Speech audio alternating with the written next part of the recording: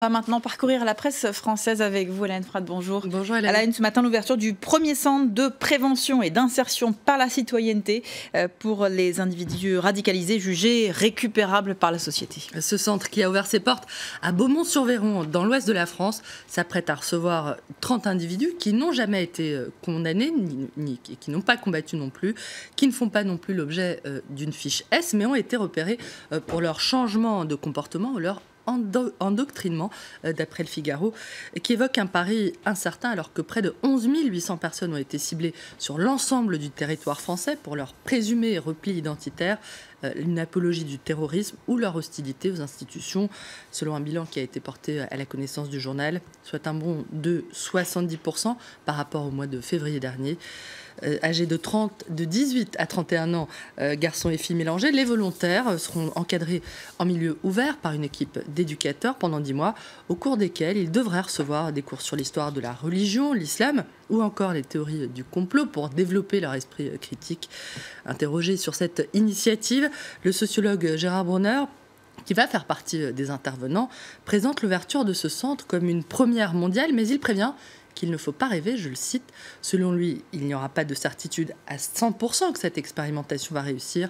Contre la radicalisation, personne, rappelle-t-il, n'a encore trouvé la bonne méthode.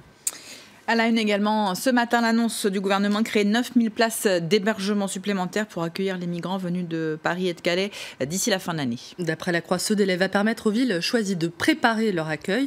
Certaines communes ayant vu leurs habitants s'opposer d'emblée à l'idée de recevoir ces migrants, alors que d'autres ont tout mis en œuvre pour que leur intégration se passe pour le mieux. Bienvenue, point d'interrogation. La Croix s'interroge sur la façon de faire accepter l'accueil des migrants. Gérard Dubois, le maire d'un petit village auvergnat, témoigne dans les colonnes du journal. Lorsqu'un centre a ouvert chez lui, dans une urgence absolue, mais pour une durée temporaire, la décision a d'abord donné lieu à des lettres de menaces. Le standard de sa mairie a été saturé, au point qu'il s'est retrouvé pendant un temps sous protection policière. Après une première réunion publique houleuse, l'élu dit avoir pris le temps de parler de l'essentiel des êtres humains, de ce qu'ils ont vécu, d'où ils viennent, de leur situation sanitaire. C'est alors que les choses ont fini par basculer positivement, selon lui. Mais il ajoute que si son village devait accueillir à nouveau des migrants, ce serait encore compliqué. Il y a toujours des militants du Front National qui n'attendent que ça pour faire monter la mayonnaise, je le cite. Le Front National, dont le discours identitaire a été la cible des critiques d'Alain Juppé. En meeting hier à Strasbourg, le candidat à la primaire du Parti des Républicains assume sa vision d'une identité heureuse, d'après Le Parisien, qui raconte qu'Alain Juppé s'en est pris, sans les nommer, aux prophètes de malheur, une catégorie dans laquelle il placerait aussi bien Marine Le Pen que son rival Nicolas Sarkozy, dont il juge la proposition de suspendre le regroupement familial comme une attitude qui n'est pas humaine, je le cite. Même s'il s'en agace, Alain Juppé ne parvient pas à faire l'impasse sur cette épineuse question de l'identité, relève l'Obs, en évoquant un sujet qui rendrait folle l'ensemble de la droite. Le maire de Bordeaux préférerait peut-être parler d'autre chose, de fiscalité par exemple, cheval de bataille d'un autre de ses rivaux, François Fillon.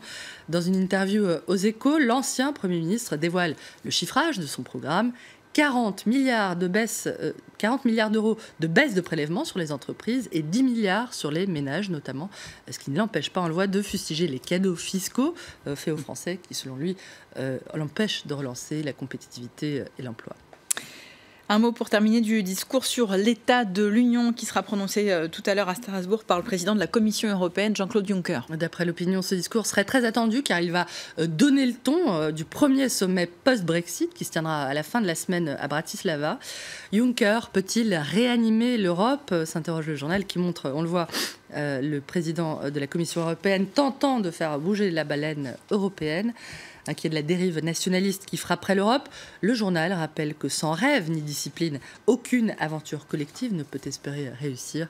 L'opinion Hélène, qui a lu la lettre d'explication envoyée par José Manuel Barroso à son successeur à la tête de la Commission européenne après son embauche très controversée par la banque d'affaires Goldman Sachs.